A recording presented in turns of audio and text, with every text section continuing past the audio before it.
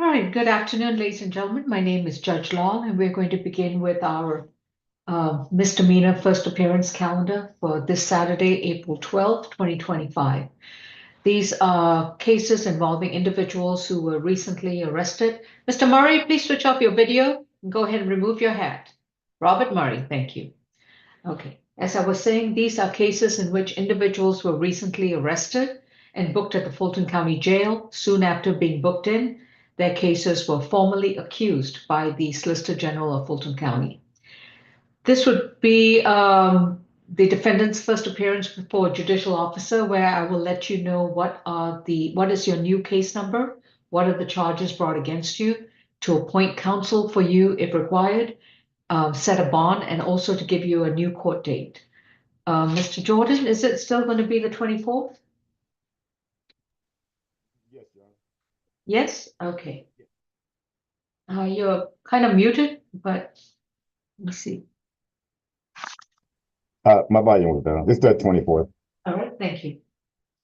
So for some of you, if we are still at the Fulton County Jail, you will have a preliminary hearing on, not preliminary appearance on April 24th at 9 a.m. That will also be a virtual proceeding. So those of you who plan to attend, please make sure you get a Zoom link from the clerk's office. If you are charged with one or more misdemeanor offenses, you have a right to remain silent. Anything you say in open court, your statements can and will be used against you. You have a right to an attorney. If you cannot afford one, one will be appointed to represent you. Courtroom 2, who do we have, please? We will start with position number 6, Ms. Gonzalez. This is State versus Aquaria Gonzalez. Ms. Gonzalez, I don't mean to be rude. Do you understand English? Speak up, please. Do you understand and speak English? Ain't no talking in court, fellas. No talking. I'm gonna have to reset you if you do. You know what you say. You don't have to be here no longer than that. All right then. Ms. Gonzalez is accused of battery, family violence, and cruelty in the third degree. This appears to be her first arrest. Case number 25CR 1927C, and incident date appears to be April 10th, 2024. Ms. Gonzalez, you've been advised of your rights, and your attorney is going to be, is it Mr. Geddes? That's correct, Your Honor. Thank you. Any recommendations, Mr. Scirocco? Yes, Judge. So this did take place on 2 days ago, April 10th, at 1377 Virginia Ave, the East Point Motel. That's the Motel 6, Judge. Law enforcement responded to a fight call there, and upon arrival spoke with the victim, Mr. Darius Gonzalez, who explained that the defendant, his wife, had struck him in the face. They had taken the family out, and she had been drinking while they were downtown. So he took a nap for an hour when they got back to the hotel. While he was napping with their 1-year-old child, juvenile AG, the defendant left the hotel room, and the victim had locked the security latch on the door. She was upset to return and find that door was locked and she couldn't get in. She began screaming and hitting him in the face, causing him to sustain multiple lacerations to his face and his ear. He ultimately declined medical treatment, but their child was present during the incident. We've made contact with the victim in this case, Mr. Gonzalez. They are staying at this hotel temporarily. From my understanding, they live together, share 2 children, and they are married. He did explain to us they do have a DV history wherein she was arrested roughly 4 years ago. I couldn't find this case or any details about this case, but I just wanted to relay that.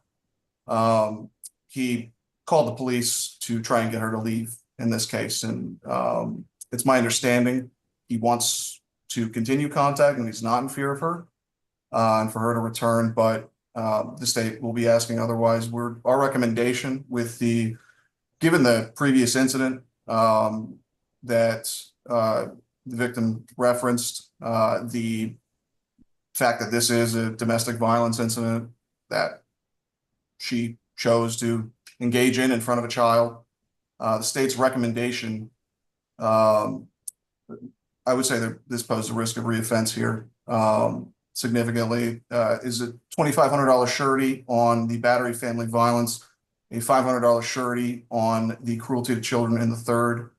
For her to complete FVIP, have no further contact with Darius Gonzalez, stay away from Motel 6 at 1377 Virginia Avenue, and no drugs, weapons, or alcohol while out on bond. We would ask that the court sound for Mr. Gonzalez when appropriate, if he is on. Do you know his first name? Yes, it is Darius. Darius Gonzalez. If you're on Zoom, this would be the time to unmute and start your video. All right. All right. Good morning, Judge. Good afternoon. Mr. Gonzalez, please raise your right hand. Yep. Do you solemnly swear and affirm the testimony you provide will be the truth to the best of your knowledge? Yes. Is there a particular reason y'all are staying in a motel? We were with family for a while after an apartment fire, and we're just trying to get back on track with our bills so that we can get an apartment. We were trying last year, but we kept getting denied from certain, just like. Okay, so that is temporary housing until you find another one. Right. And are you comfortable with your wife coming back and living with you in the motel? I am, absolutely. And how many children do y'all have? We have 2. Okay.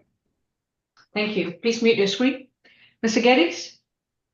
Yes, thank you, Your Honor. Ms. Gonzalez is 23 years old. My understanding is she's a lifelong resident of Georgia. As you've heard, she resides with her husband and the 2 children. You did hear from Mr. Gonzalez that he does not, he's not afraid of her. He wishes for her to continue to be able to reside with her. You also heard that this is her first arrest. I understand that the state believes that there may be a prior, but they cannot find any records of that. So at this point, Your Honor, I think a UJR would be appropriate, as well as I don't think a stay away would be necessary considering what Mr. Gonzalez is asking for. All right. Mrs. Gonzalez, I have a couple of options here.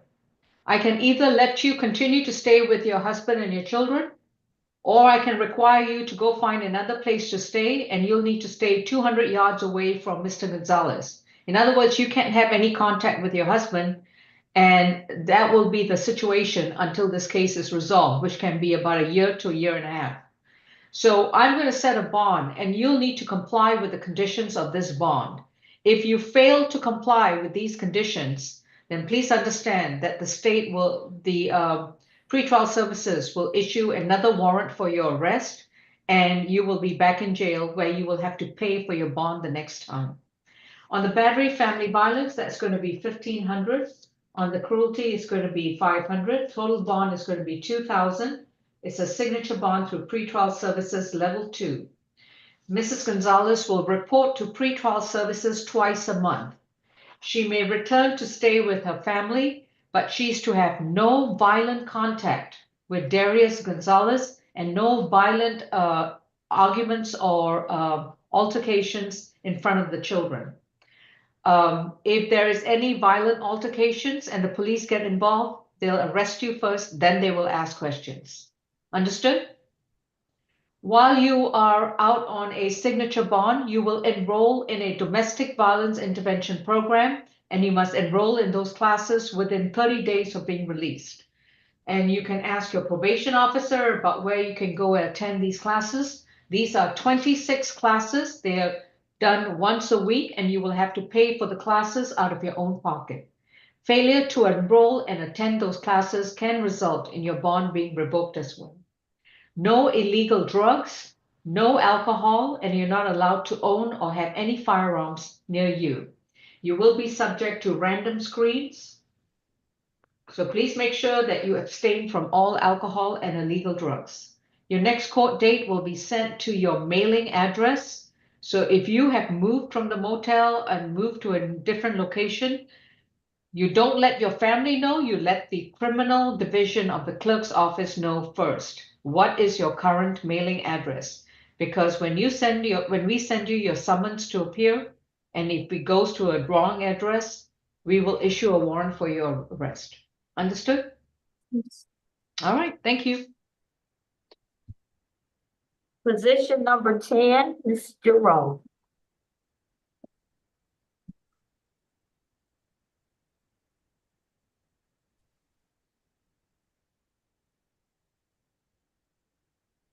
Lanicky Jerome is accused of battery, family violence, and simple battery, family violence from April 11th of this year, case 25 CR 1920J. Mr. Jerome, you've been advised of your rights, and your attorney is going to be Mr. Merrill. Good afternoon. Second arrest, 2017 forgery dismissed. Okay. Ms. Falk, good afternoon, and what's the recommendation? Good afternoon, Your Honor. This incident happened on April 11th, 2025 at 2870 First Avenue Southwest. The defendant got into a verbal altercation with Robert Murray, who is here on the Zoom, with whom he shares a child. The defendant told the officer she was moving his stuff out because she wanted him to leave. They got into a verbal argument. She then punched him in the right eye, causing swelling. As you've heard, she only has one previous cycle that was dismissed after she completed diversion. We did have an opportunity to speak with Mr. Murray. He stated that they are in a relationship, they live together at the location, and they share a child. He also confirmed the events in the warrant. He stated nothing like this has ever happened before. He is not in fear of her and wants to continue contact, and he's okay with her returning to the residence. The state recommends a signature bond through pretrial services level, whatever level the court deems is appropriate. No further violent contact with Robert Murray, no alcohol, drugs, or weapons, family violence intervention program, and no firearms. At this time, we would like to sound for Robert Murray, who is here on the Zoom. That's all for the state. Thank you. All right, Mr. Murray, lower the device so we can see your, okay, that's perfect. If you want to say something, please unmute. Raise your right hand. Do you solemnly swear and affirm the testimony you provide will be the truth to the best of your knowledge? Yes. And are you comfortable with Ms. Jerome being back in the home? Yes. And has this incident of this nature ever happened before? No. All right, thank you. Mr. Merrill, I'm going to recommend a signature bond similar to the one I previously issued. Any other objections? No, Your Honor, no objection to the signature bond. Your Honor, I heard Deputy Falk include her request in an FVIP. My only concern with the FVIP is that, from my understanding of when I spoke with Ms. Jerome, she works as a customer service, but she lives paycheck to paycheck. And so I know from being in Judge Taylor's courtroom, I think you have to pay each week. I'm concerned about if that may be a financial burden for her, because of what she makes and having to care for the bills, etc. But other than that, I have no objection to the SOB, but I would be remiss if I didn't include my thoughts about the FBIP. That's the financial part is the concern. Understood. Thank you. On the battery family violence, it's going to be $1,500. On the simple batteries, $500. The total bond is $2,000. It's going to be a signature bond through pretrial services, level 1. I am going to require the family violence intervention program, and for two reasons. Number one, it is a good program to have, especially when the victim is very open to the defendant coming back to living in the same household. And number two, it will be a certain condition that would help the defendant with regards to resolving the case in a favorable manner. So unfortunately, she will have to pay for those classes. So it's just a question of tightening your belt, reallocating your expenses, and making sure you complete this program. You must enroll in the family violence program within 30 days of being released. It is 26 classes, and you'll have to pay for each class for each week. You cannot miss or skip any classes. No further violent contact with Robert Murray, no alcohol, and no illegal drugs, subject to random screens. And your next court date will be mailed to your current address. If you change your address, let us know in writing as soon as possible. Thank you. Number 14, Ms. Smith.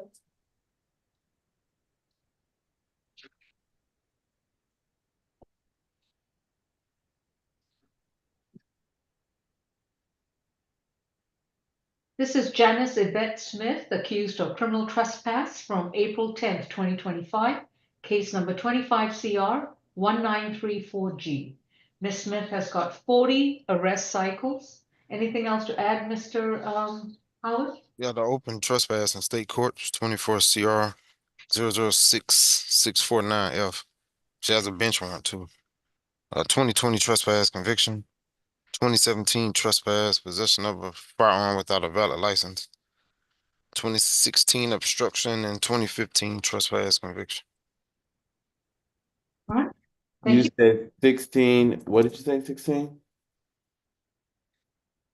Sorry, Mr. Merrill, the question? Trespass and obstruction. Okay, thank you. I was writing down her history. Oh, I okay. was asking what he said for 2016. Mr. Scarrow? Yes, Judge, this incident took place April 10th, 2025 at the Amoco gas station located at 1270 Cleveland Avenue in East Point. Law enforcement responded to a panhandler call there. Upon arrival, found the defendant sitting on a curb outside the gas station.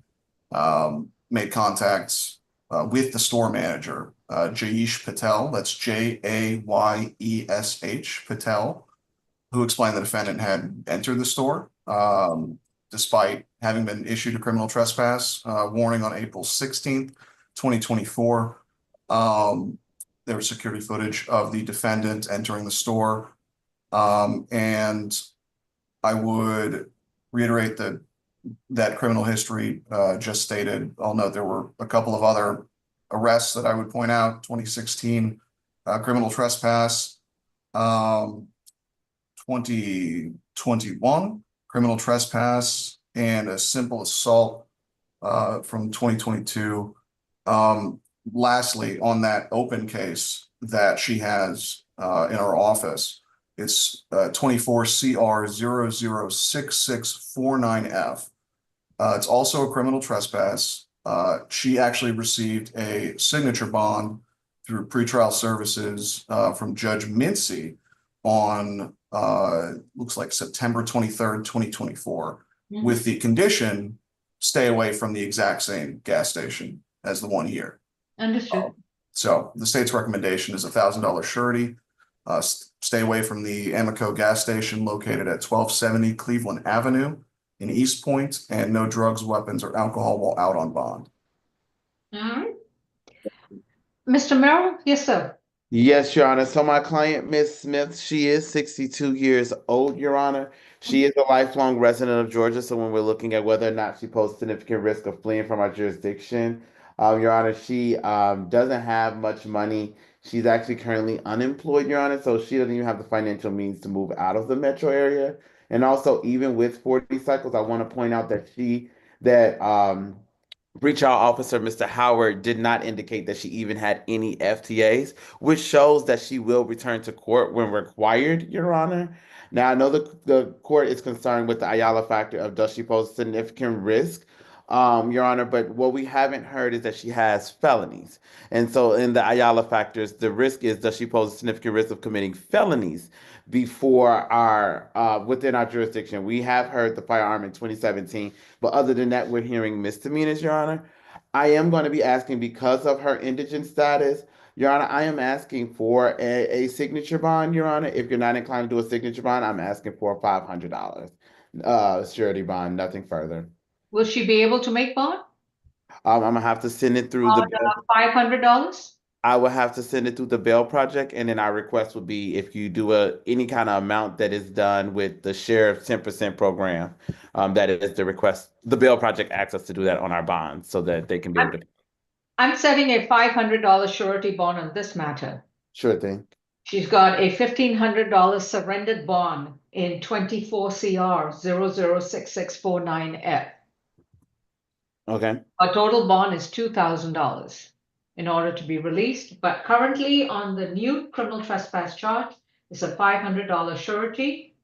Stay away 500 yards away. I don't know if Miss Smith understands, but she cannot return to the same Amoco gas station in East Point. If she returns there, she will keep coming back to jail, and her bond will just keep going higher and higher. No contact with Jayesh Patel, and eventually we'll have to make sure that she's not allowed even in the city of East Point if she doesn't understand that she cannot keep going to that Amoco gas station. No illegal drugs, no alcohol. Unfortunately, because of this new arrest, her signature bond in the other open case has been surrendered. So her total bond for release is 2,000. Her next court date is going to be April 24. And So Your she- Honor, and can you put 10% shares program on this so that it can be able to go through the bail project? On which one? The I surrender? would like it to be on both if we can put the 10% share program on both. It just helps the bail project when they're paying the bond. I'll allow for a 10% on 24 CR 006-649F. You would need to submit a proposed order directed to Mr. Michael Jordan, and it's only for that case. This case is a $500 surety. Yes, Your Honor. Judge, the bench warrant. Did you see the bench warrant? You I- signed a bench warrant in November. It's a pretrial bench warrant. So What was the amount that I set there? it's 1,500 1,500. on the Okay, warrant. Okay. I'll amend that to a 1,500 with the 10% option. And stay away from the Amico at 1270, whatever that street name was in East Point. The street name is Cleveland Avenue.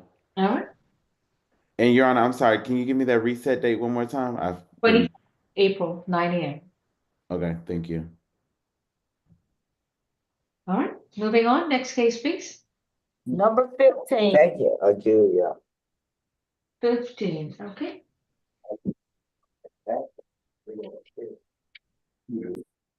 This is State versus April Sullen, accused of battery family violence from April 10th of this year, case 25 CR 1935D. Ms. Sullen, you've been advised of your rights and your attorney is Mr. Merrill. Mr. Scirocco, this is a first arrest. Any recommendation? Yes, Judge. So this took place April 10th at 624 Preakness Drive, Preakness Drive in Roswell.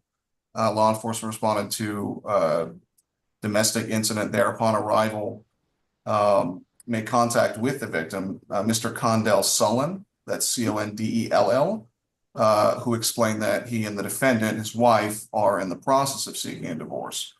They're trying to remain under the same roof until their 3 children complete school, it seems. And it was that morning the defendant had attempted to initiate intimate relations with him, and he rejected her. And ultimately, following that, she had struck him in the face, with causing him to sustain a lump on his lower lip, red, consistent with being hit. She admitted that she may have struck Mr.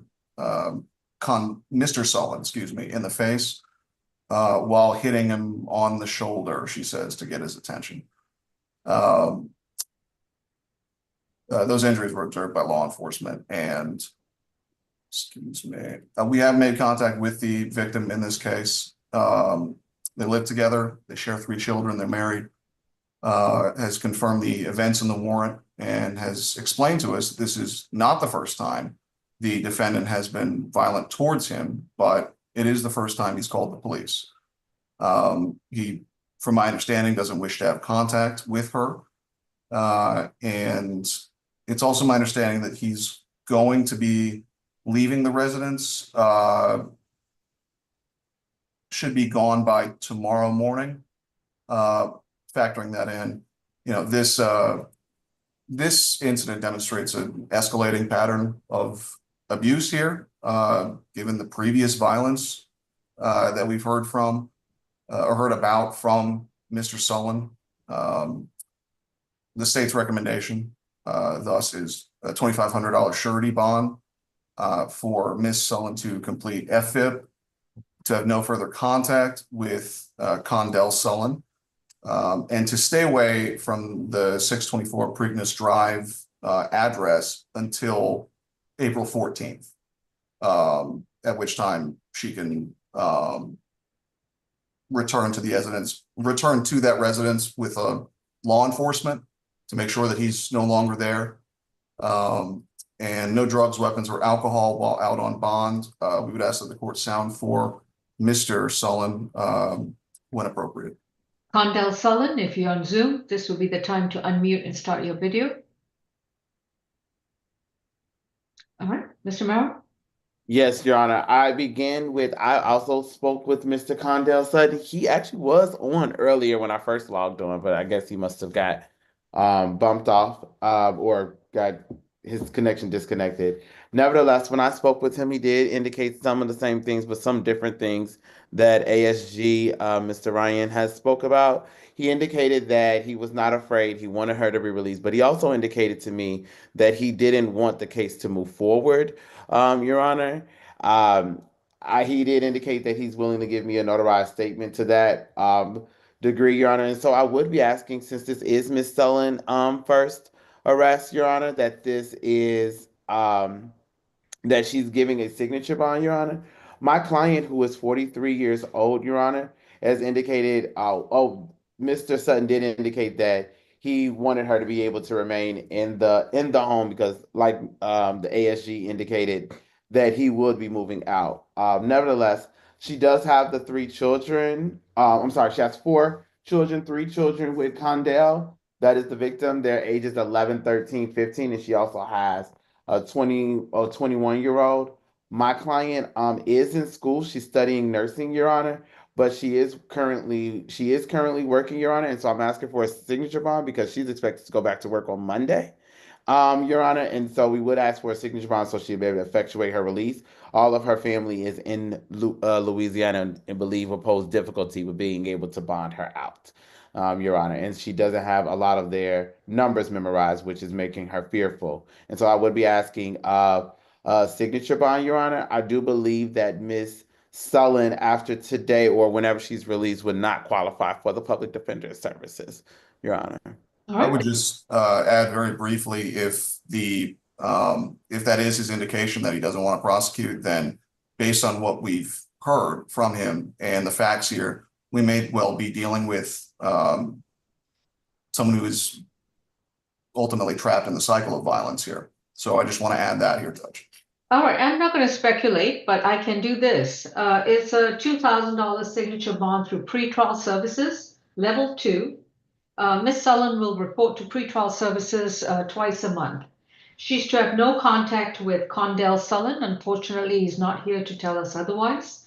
And she can return to the 624 Preakness Drive in Roswell, Georgia on after midnight on April 14th, 2025, which means that once she's released, she will need to find somewhere to stay, and then she will be able to enter the premises after midnight on April 14th, 2025.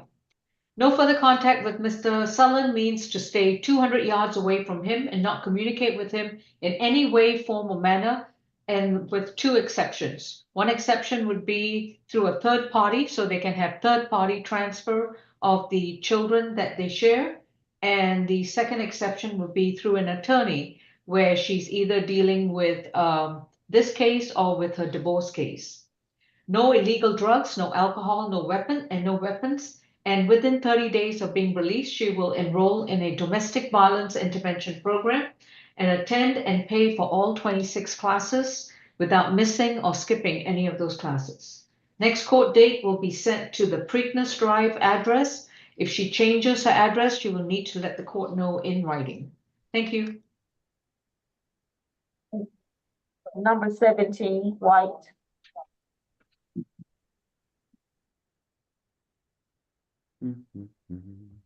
Ashley White is accused of false report of a crime from March 9th of this year, 25 CR 1921F.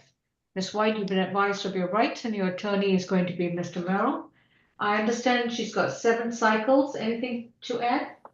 2018 public disorderly conduct out of South Carolina, 2014 probation, 2012 DUI, 11 FTA, 2010 battery DV conviction. Thank you. Ms. Falk? Your Honor, there is a $1,000 surety bond that has been preset on this case, just to let Your Honor know. This incident happened March 9th, 2025 at SMZ Auto Import at 10775 House Road in Roswell. The defendant claimed a gentleman had strangled her and locked her inside of a vehicle. a witness stated he heard yelling and banging inside the van and tried to open the doors but could not. And he stated that no one else was inside the van when the noises started other than the defendant. After being questioned by a detective, the defendant then changed her statement, stated that the strangulation event was consensual and that she called the police because when the individual who she alleged had strangled her left, she couldn't get out of the van. As you've heard, this defendant is a multi-state offender.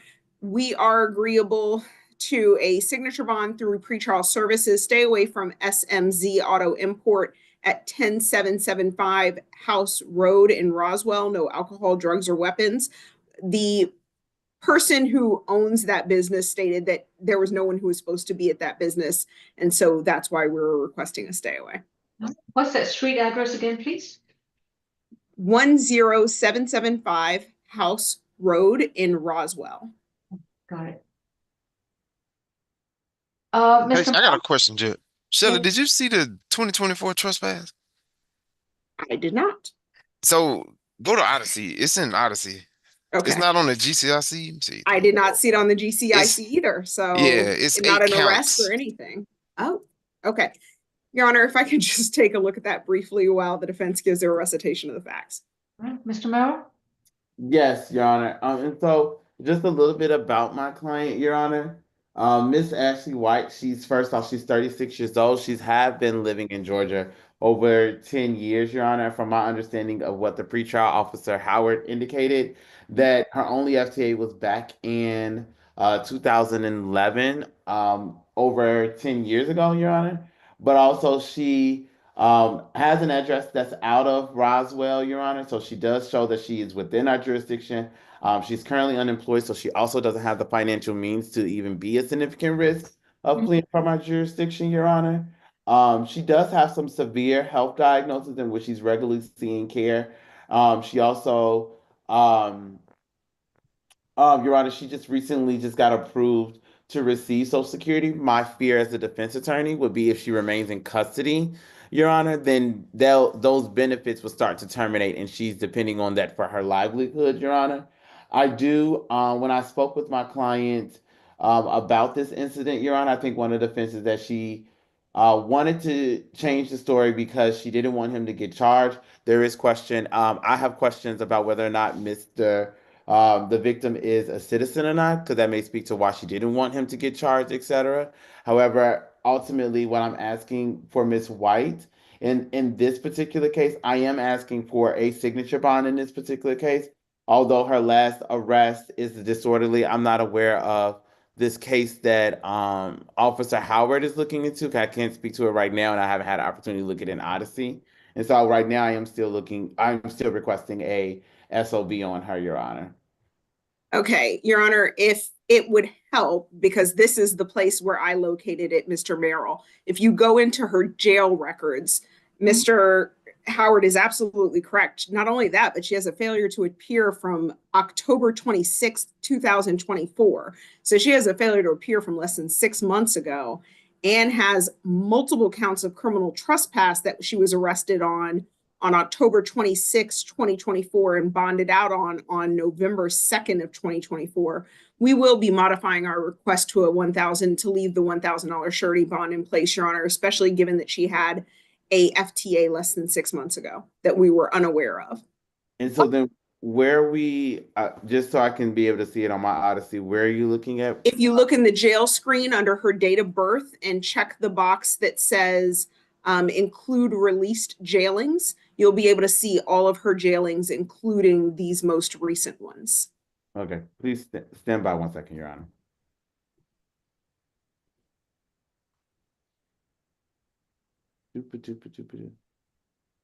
But the FTA nor the trespasses is on the GCIC for some reason. It looks like because these were bind over cases, that may be why they didn't appear on the GCIC. But Your Honor, they still should have appeared. So I'm very confused at why these didn't show up. Okay, I see the trespass. I'm just trying to see where it all boils. But I mean, my argument necessarily isn't going to change, to be perfectly honest, Your Honor. I would just ask that if you do set it a signature bond, just set it high, like a 2,000, 3,000 signature bond, et cetera. So if she violates, then it would come into a cash. She was able to make a $8,000 surety bond on November of 2024. And she was able to, she was booked into Fulton County Jail on February 4th, 2024, released 2 days later. She was booked into Fulton County Jail October 26, 2024, released 3 days later. She was booked into Fulton County Jail on October 29th, 2024, released 5 days later on an $8,000 surety bond. And now she's back with us on April 11th, 2025. Bond is set at $1,000 surety to stay away from the SMS auto imports, no illegal drugs, alcohol, and weapons, and please maintain a current address. Thank you. Position 1, Artis. No.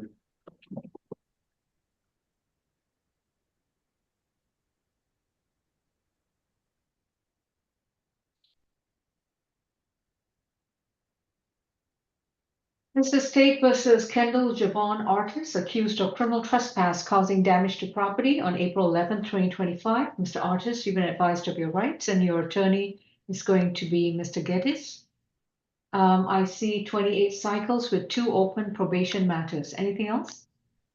Yes, Judge. Hold Oh, on. excuse Maria, me. you want the case numbers? Sure. Thank you, Ms. Howard. 24 SC 002162. Morel, that's the entering auto. The criminal damage to property probation is 22 SC 181483. And it was a burglary as well, but I think that one may have timed out in January. 16 SC 140910. Okay. Yes, Mr. Scirocco? Yes, Judge, this incident took place yesterday, April 11th at 3200 Lenox Road Northeast. It's the height of Lenox Apartments. In Atlanta, excuse me, the law enforcement responded to a criminal trespass call there, and upon arrival, spoke with a security officer who explained that roughly around 11:05 that night, while he was completing his patrol of the property, he observed that a male had forcibly entered a vacant unit there and damaged a door in the process while still occupying that space. The officer arrived, observed the visible damage to the door, and noted that it was it managed to be locked from the inside. Security had to use a key to actually open the door, but there was damage to the door. In the amount of I believe it might be 500 exactly.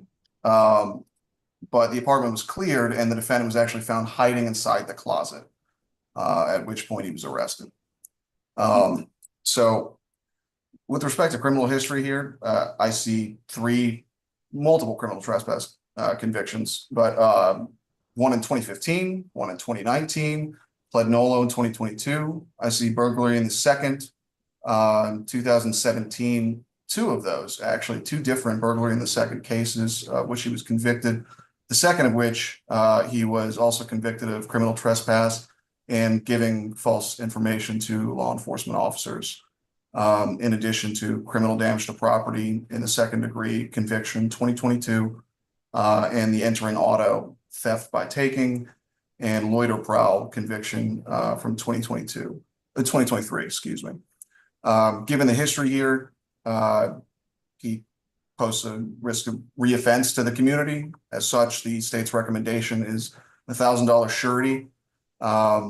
Stay away from the height of Lenox Apartments. No drugs, weapons, or alcohol while out on bond. Mr. Geddes? Yes, thank you, Your Honor. My client's 32 years old. He has lived in Georgia for the better part of 15 years at this point. He's expressed to me he has numerous family members living in Georgia. Prior to his arrest, he's told me that he was working 2 jobs, one as a truck driver, one assisting with a moving company.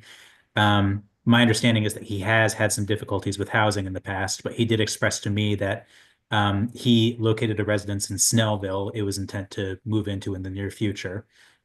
He's also expressed to me that he is signed up to take online college courses through the University of Phoenix. So he is attempting to get himself into a better, more stable situation where he would not be dealing with some of the issues that we're discussing. Your Honor, if eligible, I would ask for him to receive a UJR, but if not, I would just ask for a $500 bond at this point. So $1,000 surety, stay 200 yards away from the entire complex, which is the Heights at Lenox Apartments. Is that correct, Mr. Scirocco? That is 3200 Lenox Road, Northeast Atlanta. Is that address? Mr.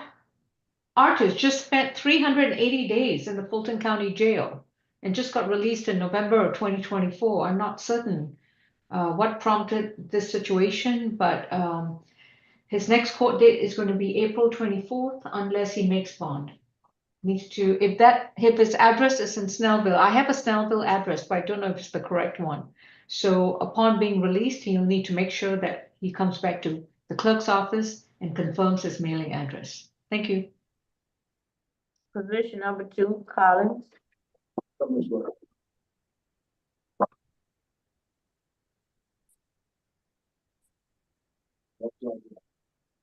Okay. Darian Collins is accused of 2 counts of battery, family violence, simple battery, family violence, and obstructing or hindering a person from making an emergency phone call.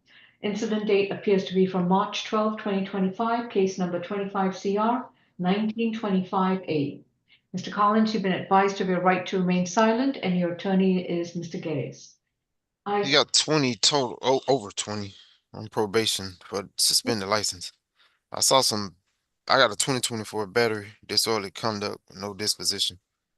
2023 ag assault, a deadly weapon, dismissed. 2022 battery, disorderly conduct with no disposition.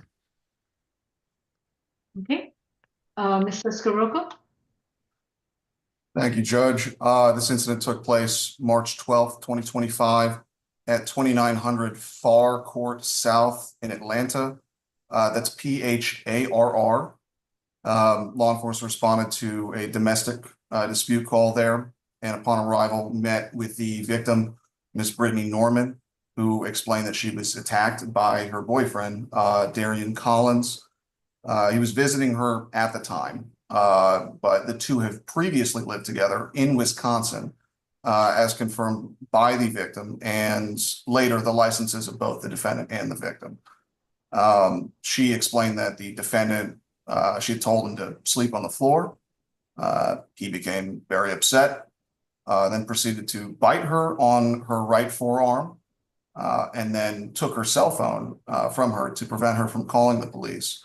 There was actually a witness on scene, the victim's mother, Miss Sylvia Norman, who was there and explained that she saw the defendant throw her daughter on the bed, get on top of her, and then try to break her wrist to take the phone.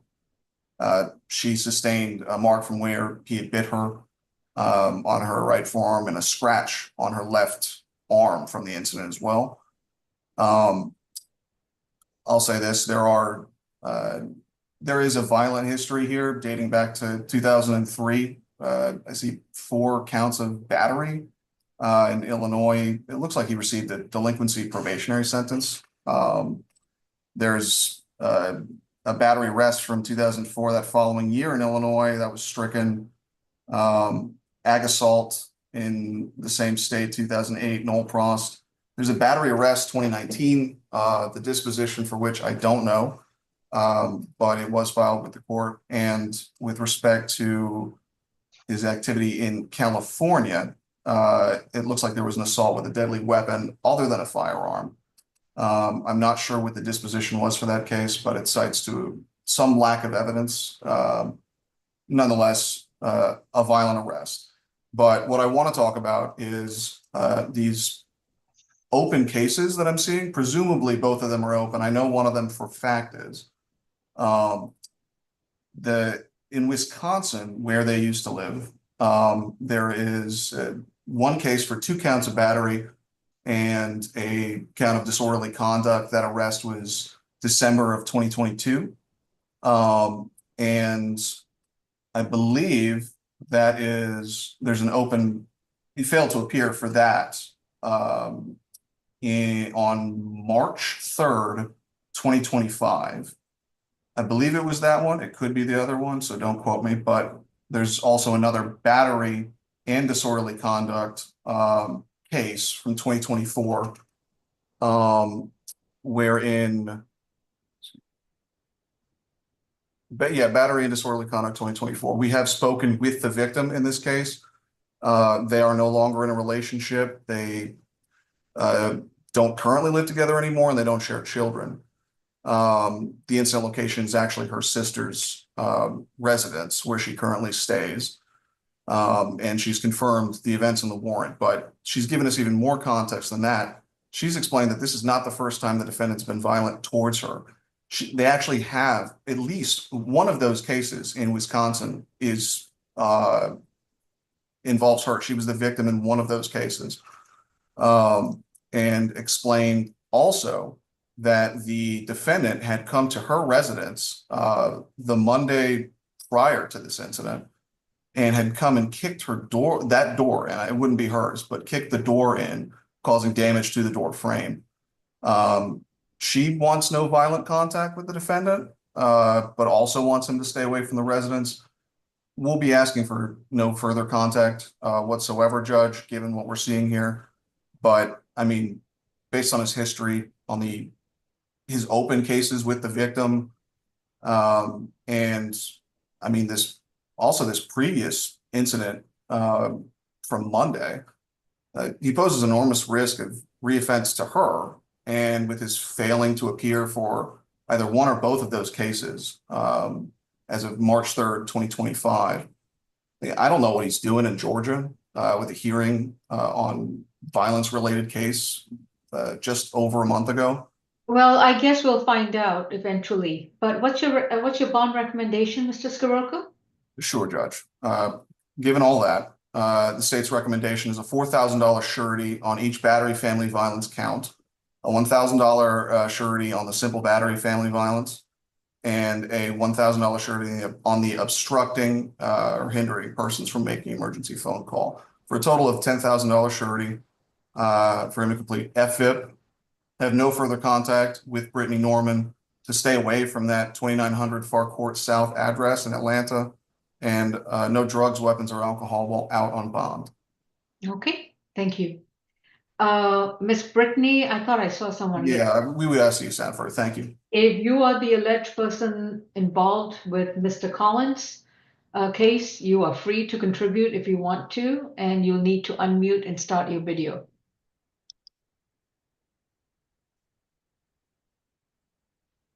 Mr. Geddes, what's your recommendation? Yes, thank you, Your Honor.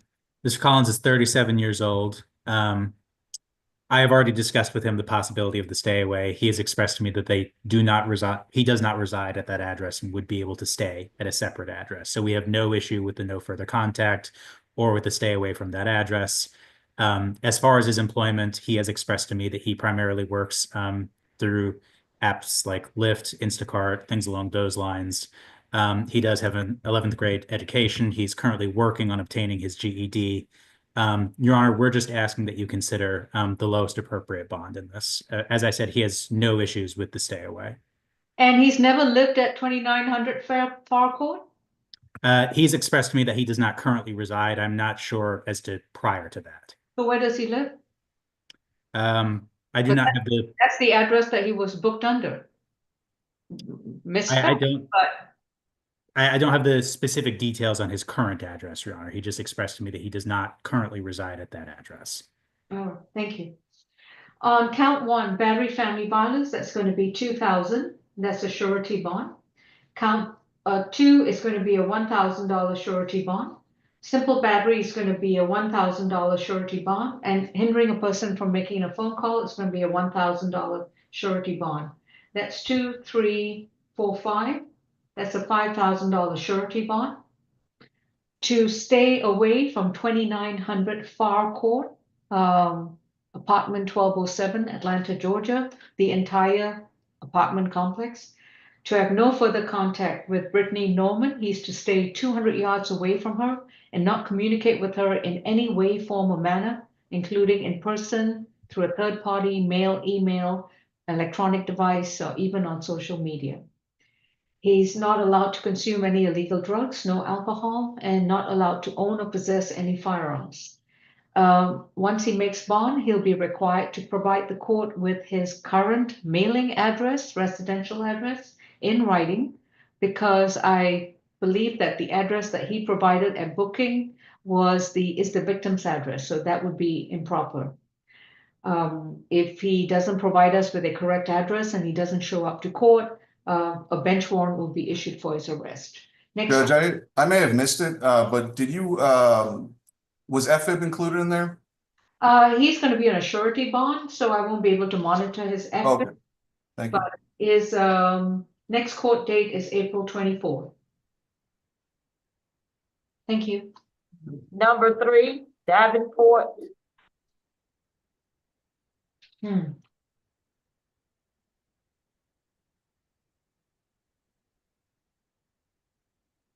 This is State versus Joseph Davenport, accused of willful obstruction of an officer from April 10th, 2025. Mr. Davenport, your case number is 25 CR 1926J. You've been advised of your right to remain silent. Your attorney is Mr. Geddes. I understand he's got 11 cycles with open cases. Both. Armed robbery, ag assault, possession of a firearm during the commission, ag battery, shoplifting, obstruction. There's a lot going on. You got 2 felony bench warrants and wanted out of Newton and DeKalb County. To sum it up.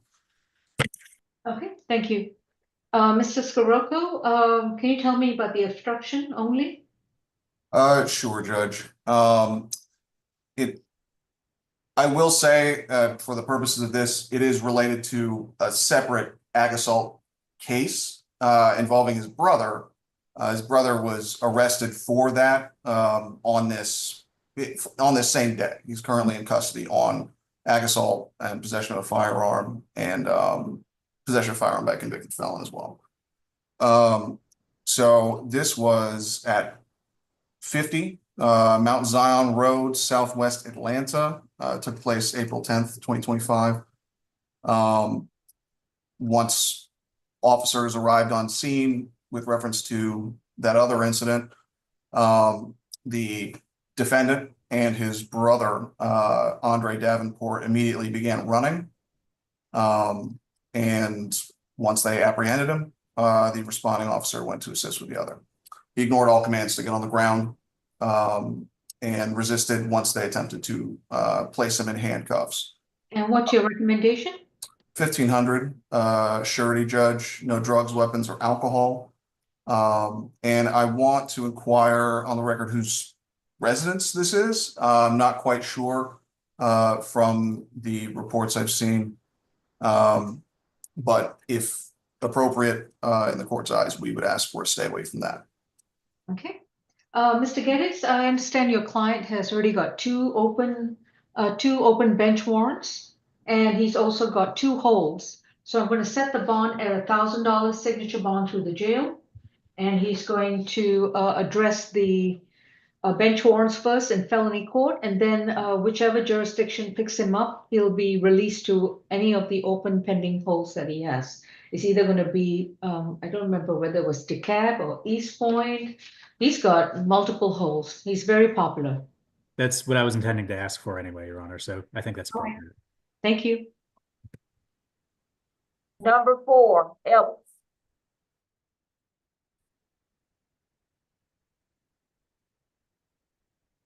Charles Epps is accused of battery, family violence, and simple battery, family violence from February 9th, 2025, case 25 CR 1919H. Mr. Epps, you've been advised of your right to remain silent. Your attorney is Mr. Geddes, and I understand he's got 30 cycles. Or Yep. Open case out of DeKalb for trespass, burglary, and aggravated stalking. Another open case out of DeKalb, battery DV, battery, 2 counts of simple battery, disorderly conduct. Has history out of Jersey, Florida, Texas, Alabama, Louisiana, and North Carolina. Thank you. Mr. Scarborough? It's my case, Your Honor. Oh, Mr. Paul, yes. This happened February 9th, 2025 at 3400 Lenox Road Northeast in Atlanta, which is the shops around Lenox. Miss Melissa Satcher told police her ex-boyfriend assaulted her in the West End hotel lot.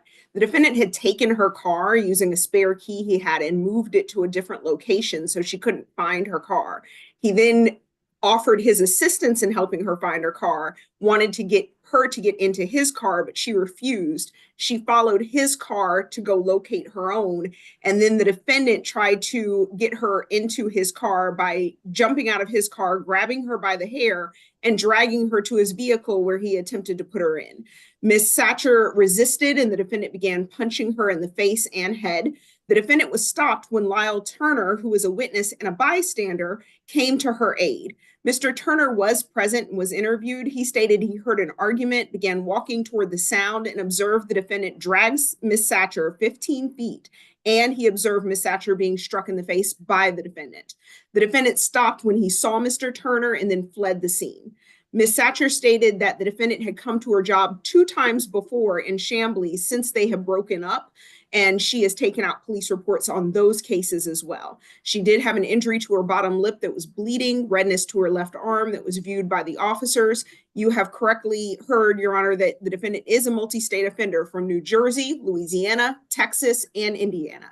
He has 5 cycles in New Jersey. He has a 1 cycle in Texas, 7 cycles in New Jersey, and Louisiana 4 cycles, and then in Georgia 17 cycles, including a 2023 fugitive from justice arrest, a 2021 theft, a 2023 pending burglary, aggravated stalking, and criminal trespass under 23 CR 2286 that is still open, and it involves a different victim. He posted a $44,200 bond on that case in DeKalb County, and a 2020 battery, family violence, battery, disorderly conduct, 2 counts of simple battery, family violence on accusation 20C33545. He posted a $2,950 bond on that case in DeKalb County, and it also involved a different victim. He also has a 2007 forgery, a 2010 theft by deception, theft by receiving forgery out of Fayette, and a 2007 probation violation where he served 3 years in Cobb. He also had a 2007 forgery conviction and a 2006 simple battery conviction in DeKalb. So he has a extensive criminal history, Your Honor. We did have a chance to speak to the victim. She stated they do not live together. They do not share any children. She did confirm the events in the warrant. She stated this is not the first time the defendant has been violent toward her, but it is the first time the police have been involved. She is asking for anger management. She is okay with further contact, but to be quite honest, Your Honor, the state is not okay with further contact here. We are requesting a $30,000 surety bond, $20,000 on the family violence battery, $10,000 on the family violence simple battery, no further contact with Ms. Melissa Satcher or Lyle Turner, the witness to all of this. Stay away from her home and her workplace since he has been there twice before without her permission. Family violence intervention program if your honor deems it fit, and no alcohol, drugs, or weapons, especially no firearms. This defendant has a continuing history of unrelenting violence that I have no doubt will continue if he is let out today on less than $30,000 bond. So he does have a battery DV conviction in his prior? Your Honor, he has a simple battery conviction out of DeKalb. It is not a family violence battery, but he has pending cases for aggravated stalking and family violence battery. All right, Mr. Geddes, what is the defense seeking? Yes, Your Honor. My client is 45 years old. He has resided on and off in Georgia for the better part of 25 years at this point. He has expressed to me that he is gainfully employed. He's a district manager for a company called Universal Windows Direct. He also expressed to me that he does have a master's degree in business management. He has several family members in Georgia, including 4 children who reside here. Your Honor, my understanding is that he may have holds pending in other counties. If that's the case, then obviously, regardless of what Your Honor sets here today, my expectation he would not be getting out, and he would have to go and address those other matters before being released. keeping that in mind, I would just ask for the lowest reasonable bond in this case. Well, he does have open cases, and he's quite popular in these other states that Ms. Falk has referenced. On the battery family violence is going to be 15,000, and the simple battery is going to be 5,000. That's going to be a $20,000 surety bond. No further contact with Melissa Satcher and Lyle Turner to stay away from the. Where does he live? He told me he has an address in Stone Mountain, Your Honor. Then he has to keep out of the entire city of Buckhead. He's not allowed in the city of Buckhead in Fulton County. Also, upon his release, he will be equipped with an ankle monitor for a minimum period of 12 months. He will pay for the monitoring fees every month. And if he is seen in the city of Buckhead in Fulton County, or if he leaves the state, that will be considered a violation of his bond, and he will be arrested and remain in jail in a no bond status. Courtroom 2, please unmute. Mr. X, you are not a stranger to courtroom proceedings. Please remember, anything you choose to say at the present time can and will be used against you in the treatment of your case. So if you'd like to exercise your right to remain silent, you may defer your questions to your attorney at a later time. And Well, I would further emphasize to Mr. Epps, it's not advisable for you to speak today.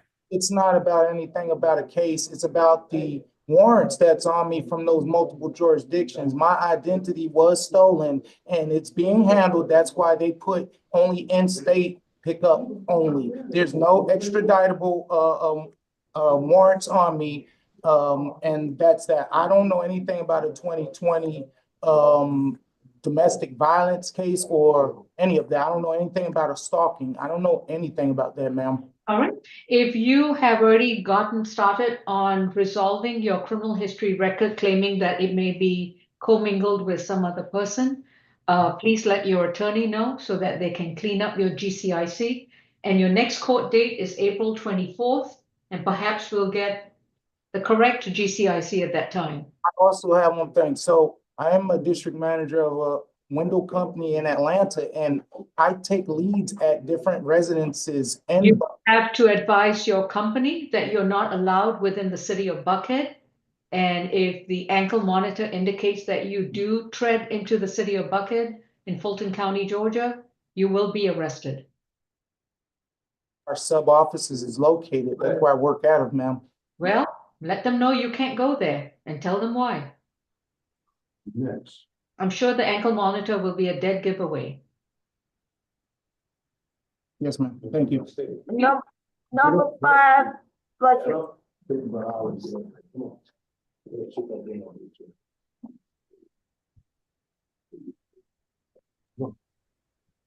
Come on. Come on.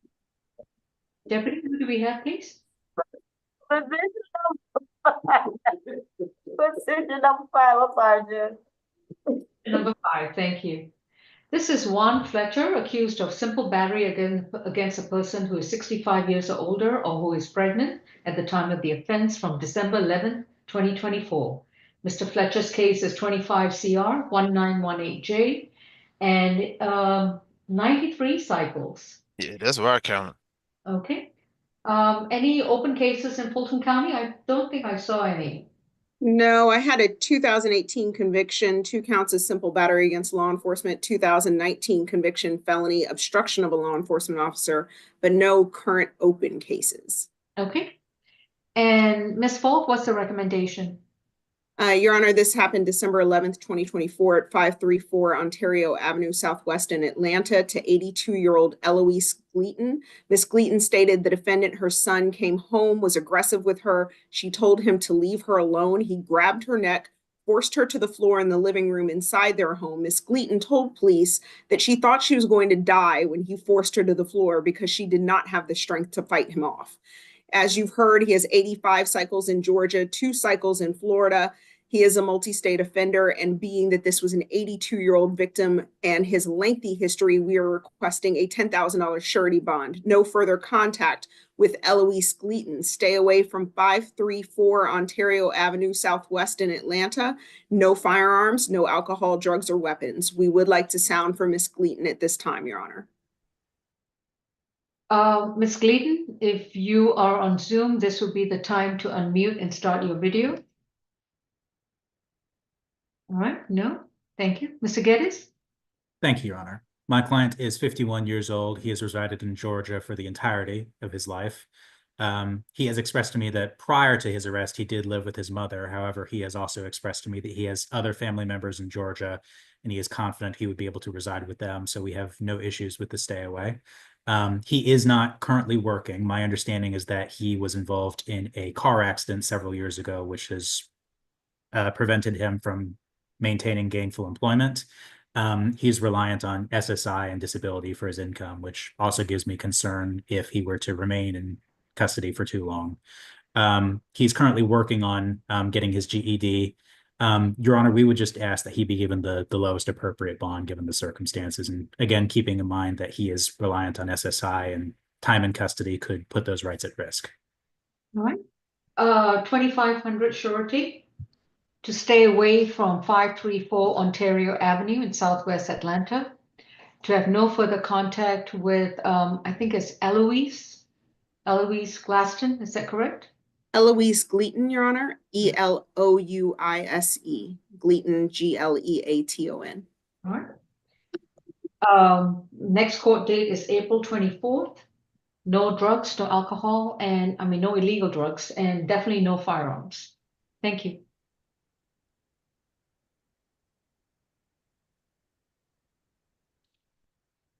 All right, next case, please. We have Number 7. Can I get a signature bond? you don't qualify, sir? Okay. Number 7, Mr. Goods. Anthony Goods is accused of battery, family violence, and simple battery, family violence from April 11th of this year. Case 25 CR 1922-1. Mr. Goods, you've been advised of your rights, and your attorney will be Mr. Geddes. Is that correct? That's correct, Your Honor. Okay. 20 total. Yes, sir. 2023 trespass, death by taking.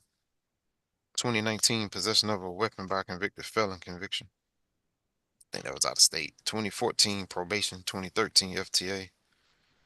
09 trespass conviction.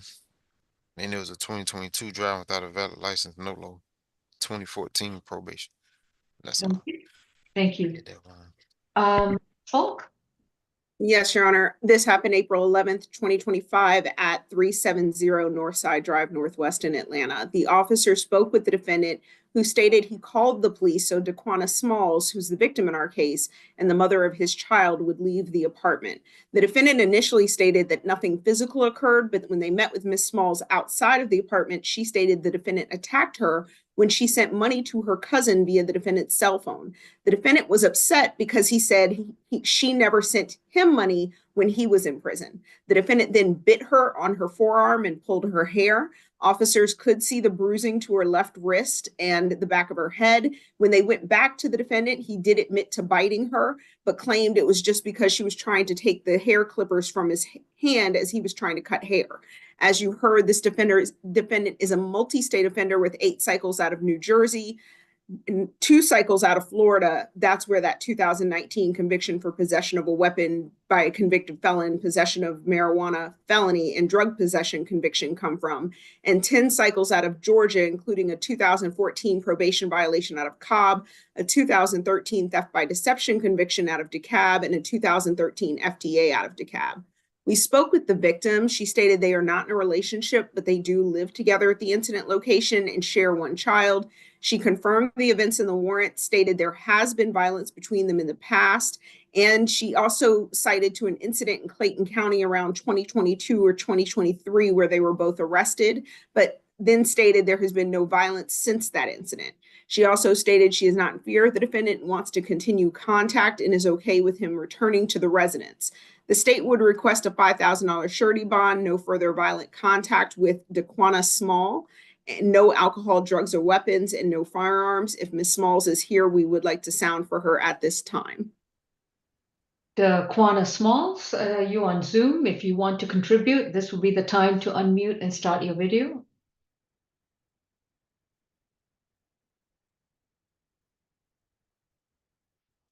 All right, Mr. Geddes? Thank you, Your Honor. My client is 36 years old. He has resided in Georgia since 2009. He has expressed to me that he is gainfully employed as a barber. He owns his own barber shop and has been employed in that capacity for the better part of 7 years as a licensed barber. We are asking that you follow the state's recommendation, specifically for the no stay away and the no further violent contact, primarily because my client wanted me to emphasize to the court that the address is his name is the one on the lease, and he was actually going through the eviction process with Ms. Smalls. He's going through an eviction. You mean all of them are being evicted? He expressed to me that he was trying to go through the process of having Ms. Smalls evicted. Oh, I see. Okay. Okay. That being said, Your Honor, obviously we have no issues with no further contact if that is what no further violent contact if that is what the state is recommending. We would just ask for the lowest appropriate bond given the circumstances. All right, Daquana Smalls, if you want to chime in about this possible eviction. All right then. Okay. Yes, I'm here. And start your video. Mr. Jordan, if you can prompt her to start. Okay. Ms. Smalls, good afternoon. May I place you under oath? Do you solemnly swear and affirm the testimony you provide will be the truth to the best of your knowledge? Yes, ma'am. Do you and Mr. Good occupy this 370, what was it, Northwest Drive or something like that? Yes, the apartment is in his name. Me and my kids live with him. And North Side Drive, sorry. And Yes. how many children do you share with him? One. Okay. And do you have children from other partners? Yes. Okay. And are you planning to continue remaining at this place? At this moment, I don't have anywhere else to go. And he knows that I was saving up my money to get another apartment. But you understand that he claims to have filed a dispossessory action against you. So you are in the middle of a dispossessory case? Huh? Yes, that's news to you as well. Okay. Anything else, Ms. Small? No. Okay, please mute your screen. Okay. On the battery family violence, that's going to be a $2,000 surety bond. On the simple battery family violence, that's going to be a $2,000 signature bond through pretrial services level 2. This will be a $4,000 split bond. Next court date is April 24th. If Mr. Goods does post bond, then the other portion of his bond will require him to report to pretrial twice a month. The conditions to his bond are no further contact with Daquana Smalls, no further contact with her children, including the child that he shares with her. If he wishes to have any contact with the child or children that he shares with her, he would need to file a legitimation action and get a court-ordered parenting plan where parenting can then be done through a third party. While Mr. Goods is out on his signature bond, he will enroll in a domestic violence intervention program. And this is a series of 26 classes that he would need to pay for and complete without missing or skipping any of those classes. No illegal drugs, no alcohol, no weapons, and no firearms. And he will be subject to random screens. He is to stay away from the 370 Northside Drive in apartment 1307 in Atlanta, Georgia, until he prevails on his dispossessory case against Ms. Smalls. If Ms. Smalls voluntarily vacates the premises, or if she's evicted from the premises, then Mr. Goods can return to the home. But until then, he's not allowed at the property, and he's to stay 200 yards away from her and her children. Mr. Goods, you have a right to remain silent. Anything you say in open court, your statements can and will be used against you. But if you want to waive your right to remain silent, that's up to you and your attorney. Yeah, ma'am, I currently work from home most of the time, and I'm the one who pays the bills for the apartment is in my name, so, and I currently have to pay the second portion of the bills on the 15th. If I can't work, I can't pay my bill, so I will be evicted from my unit as well. That's the ruling of the court. Now, if she voluntarily vacates, like I said, you can return. But if you prevail on your dispossessory action, you can return. Thank you. I was supposed to do it on Monday. That's where the confusion came in. I haven't officially done it because she has enough money to leave. Mr. Goods, I understand the logistics and the problems with your life, but the overriding factor is that you've got a domestic violence case against you and you cannot have any contact with this victim. And I cannot force the victim from the home that she's currently occupying. So what about me? You are right now charged with a criminal offense and you're required to stay away from her. How you accommodate your other problems will be something that you would have to take up yourself or with your attorney. So I don't have nowhere else to go because that's my residence. You'll have to find somewhere else. Thank you. Number 8, Grego.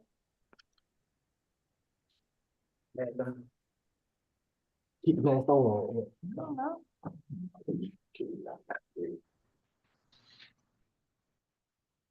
Ms. Smalls, you're free to go. Thank you. This is Harold Grego, accused of driving while license suspended or revoked, attempting to misrepresent a tag and theft by taking. From April 11th of this year, case 25 CR 1928E. Mr. Grego, you've been advised of your rights and your attorney is Mr. Geddes. I've got 11 cycles. Does that include his driving history? No. No. Not from my account. Okay. That's all right. Mr. Scirocco, what's the recommendation for bond? The recommendation for this case is signature bond through pretrial services. And no driving without a valid license, no drugs, weapons, or alcohol while out on bond. But briefly, I want to go into the facts here. This was an incident that took place yesterday at 1770 Richmond Circle in Atlanta. Law enforcement was alerted about by a license plate reader that there was a stolen tag possibly in the area.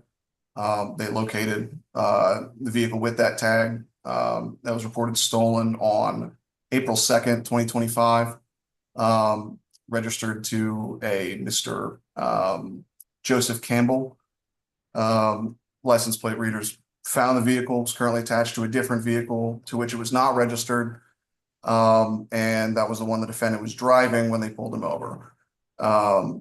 He exited the vehicle and was detained. It was determined. Actually, he said it himself that he knew his license was currently suspended due to child support issues. And law enforcement investigation determined this to be the case as well. He also admitted that he stole the license plate from a similar model vehicle at what he believed was an abandoned building. He stated he placed it on his vehicle to avoid police detecting his suspended license if his own tag happened to have been run. It was his license has been suspended several times for failure to pay child support in 2024, 2025, and 2017 as well. But yes, the state's recommendation for this case is signature bond through pretrial services. On the driving while license suspended is $2,500. Attempting to misrepresent a tag is $1,000. Theft by taking is $1,000. This is a $4,500 signature bond through pretrial services. No driving until he has a valid driver's license, proper registration for the proper car, and adequate insurance. And Mr. Grego, if you get pulled over or arrested again, please remember this $4,500 signature bond will be converted to a cash bond or a surety bond. What's the level? Level 1, he reports once a month. You have no objection, right, Mr. Geddes? No, Your Honor. Oh. Is the next one Cedric Hall? Yes, position number 9. Thank you. Hold on, I'm gonna tell you.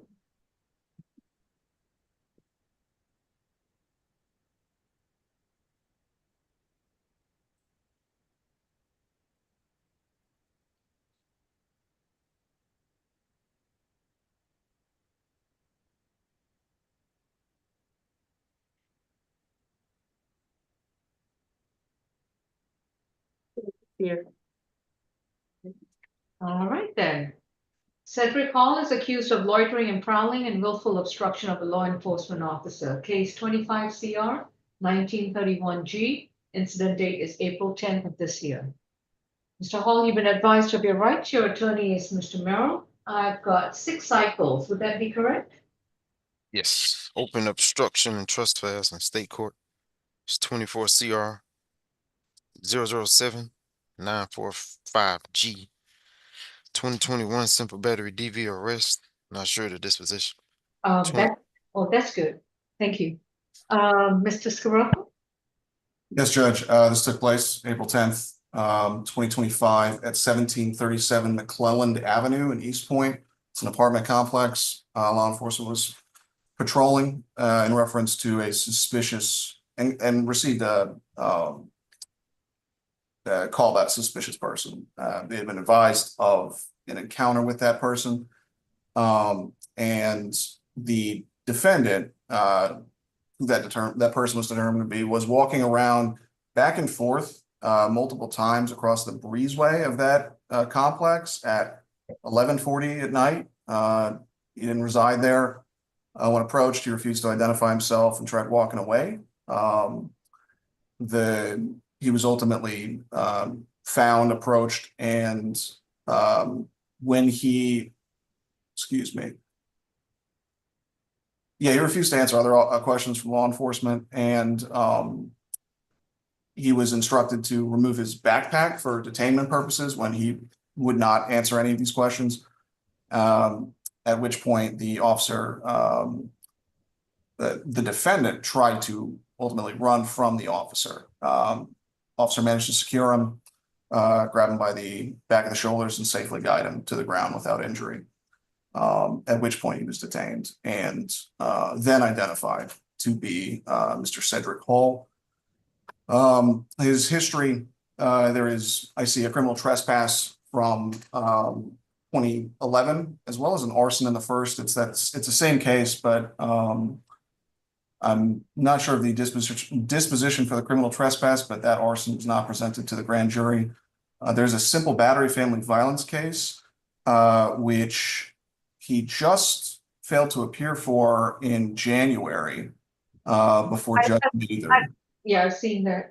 Sorry, what was your recommendation? It is a $1,000 surety on each. Stay away from the apartment complex located at 1737 McClelland Avenue in East Point. No drugs, weapons, or alcohol. And I just want to include, I'm not sure if you remember this defendant, but you actually issued him a split bond, $1,000 signature and $1,000 good bond on a willful obstruction criminal trespass case that's also open. It's 24 CR 007945 G, where he refused to leave the package store and then obstructed officers in resisting arrest. Thank you, Judge. Okay. Mr. Merrill? Yes, Your Honor. So I want to first begin, Your Honor, about when it comes to Mr. Cedric Hall. According to the application, which was taken out, the application for warrant, which was taken out by the officer, Your Honor, they indicate that this incident happened between 8:40 a.m. and 4:43 p.m. I want to indicate that this is not something that happened at night. Even on the 4 corners of the warrant, it says 8:40 a.m. and 4:43 p.m. So it's not at a time where individuals would not be walking through an apartment. Lastly, Your Honor, it indicates from the 4 corners of the warrant in which Officer Johnson of East Point Police Department indicates is that he saw an individual walking, and because the individual because Mr. Cedric Hall did not There was no articulable suspicion. He doesn't indicate that somebody called, he was pulling on doors, he was knocking on doors, he was doing anything. If nothing best, it's an investigatory stop. He didn't have to speak to the police. He doesn't have to give them a name or anything. Mr. Hall was not suspected of doing any crime. There's no mentioning of this. If that was so, Officer Johnson would have surely put that in his application, Your Honor. The defense takes grave because this case is already accused. I understand we're not here to, try the case or do anything of that nature, Your Honor. But I point that out because the defense is very concerned about my client not only just being in custody, but just he being able to operate space. I am asking for a signature bond, Your Honor. As indicated, as we know, investigatory stop, you don't have to talk to the police. You don't even have to give them their name. You can keep on walking. That is his right, Your Honor. And so I would be asking for a signature bond. I understand that he has open cases that you may be concerned about, but when you're looking at the four corners of the warrant, I do believe that not only the defense, but the court should share concern about the officers arresting someone for loitering or prowling in an apartment in which they did not even know if he lived there or not. He just simply did not respond. He could have lived in that apartment. He doesn't have to speak to the police to even confirm that to the police. But as it pertains to Mr. Hall, he is 33 years old. He actually is a lifelong resident, Your Honor. He is currently unemployed, Your Honor. So if you set a bond even as much as $500, Your Honor, he is not going to be able to get out. I am aware that he does have that open case, so I would just ask for especially on the merits of what was put into this warrant, that a signature bond is given for Mr. Cedric Hall. Nothing further. Just to elaborate a little bit on this, Judge, the suspicious person, there was a call about a suspicious person from law enforcement on April 9th, 2025 at approximately 11:40 p.m. And it was the person matching that description, determined to be the defendant, that was ultimately found that next morning. So you're correct in that it is that morning. I misspoke. But it started from on April 9th. So I'll make that correction. Is that Breezeway private property? It's an apartment complex, Judge. I've got a Hateville address. Mr. Merrill, does your client know someone in that apartment complex that can vouch for him? Your Honor, I do believe so, Your Honor. We didn't get into that deep of when it comes to knowing people inside of the apartment. My understanding is that he does, Your Honor. But I also want to point out, Your Honor, some concern about that if there was a suspicion, there's no indication in the application of warrant that even says what the person looks like. We're talking about hours afterwards, and that the police officer, knowing if that was the case, would have certainly put that into their application to show Well, I think they did. Between 8:40 a.m. to 4:43 p.m. over a period of 7-8 hours, Mr. Hall was allegedly observed walking back and forth through the breezeway of the apartments multiple times and walked on and off the property without going to any specific address. No, Judge Law, that's not what I'm speaking about. I'm speaking about that what ASG is stating is that there was a suspicious person, but we don't have no description of what that looks like, and that call came the day before. Mr. Merrill, I'm not concerned about what happened on April 9th. If that's been ongoing, that's fine. If there's a report of a suspicious person, that's fine.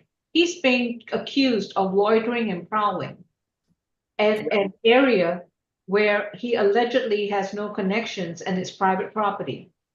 So that's probable cause for loitering and prowling. And even on a Terry stop, the officer has a right to stop and ask and even pat and frisk him if required. But in this particular case, when they stopped him and asked him for his identification based on the suspicion of loitering and prowling,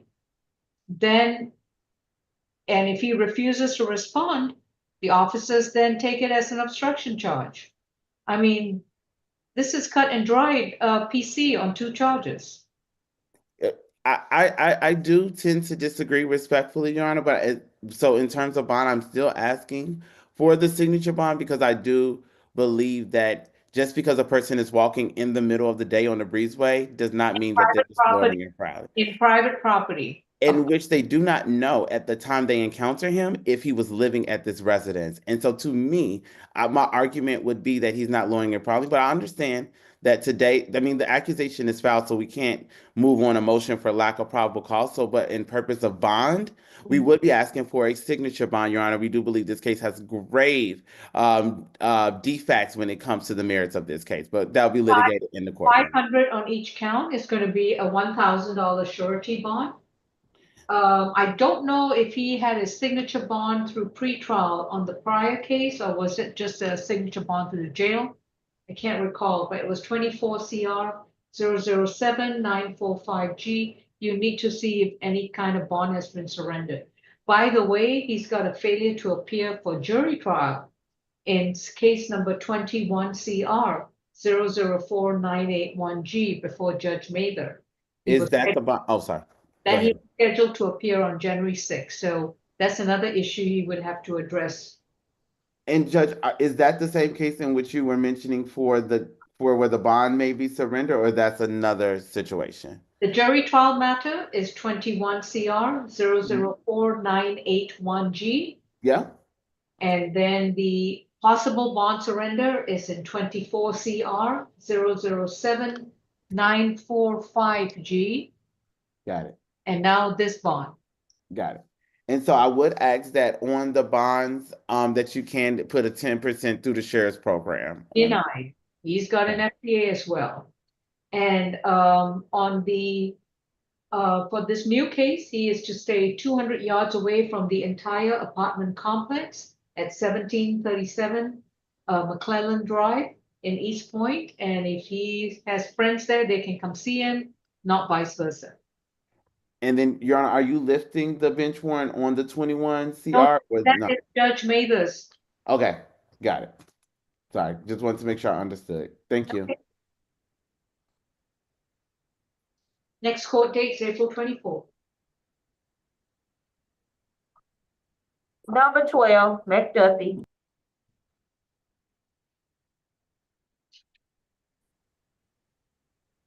Quintress McDuffie, yes. All right. That's me, Your Honor. Monroe McDuffie is case 25 CR 1933A, accused of 4 misdemeanor charges from April 11th of this year: battery, family violence, cruelty in the third, 2 counts of cruelty in the third degree, and simple battery, family violence. Mr. McDuffie, you've been advised of your rights, and your attorney is Mr. Merrill. And I see there are 6 cycles. Anything to add? 2024 theft by receiving, cruelty in the third, and battery. That's open out of the cab. 2015 battery dismissed. Okay, thank you. So it's an open case in the cab. And you said what year was the battery dismissed? 15. 2015. Got it. Ready. Kuroko? Yes, Judge. This incident took place yesterday, April 11th, 2025, at 4461 Clement Drive, Southwest Atlanta. Law enforcement responded to a dispute call, domestic dispute call, and upon arrival, made contact with the victim, Miss Damara Peak, Damarah, Peak, that's 2 E's, who explained that she was attacked by the defendant, her boyfriend, with whom she's been in a relationship and cohabitating with for roughly 2 years. She explained that while she was sitting on her bed, braiding her daughter's hair, there are 2 juveniles, juvenile KM, 2 years old, juvenile LP, 4 years old. The defendant struck her in the face with a closed fist and then proceeded to drag her up the stairs. She was able to flee to her children's room, where she contacted police and explained that this did happen in the presence of those children. They share a biological daughter, that's juvenile KM. The officer observed and documented the victim's injuries, which included a swollen nose. Thankfully, that nose was not broken, or at least it didn't appear to be. And when conducting a search of the residence, they found the defendant hiding in a bedroom. He was taken into custody. As stated, there is that simple battery arrest that was dismissed in 2015.